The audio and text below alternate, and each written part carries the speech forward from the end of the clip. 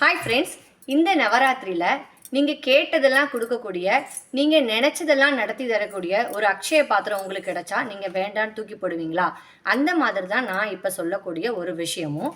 இது தேவி பாகவதம். இந்த தேவி பாகவதத்தில் பர்வதராஜனுக்கும் அம்பிகைக்கும் நடந்த ஒரு உரையாடல் ஒரு பகுதியாக இந்த புஸ்தகத்தில் எழுதப்பட்டிருக்கு.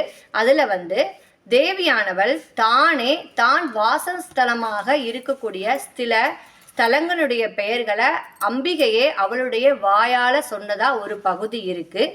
இந்த ஸ்தலங்களுக்கெல்லாம் நம்ம போக முடியாட்டினா கூட காதாலையாவது அந்த ஸ்தலங்களுடைய பெயர்களை நம்ம கேட்கலாம். இல்லை இதில் இருக்கக்கூடிய சில ஸ்தலங்களுக்கு நம்ம போய் தரிசனம் பண்ணிட்டு வந்திருக்கலாம்.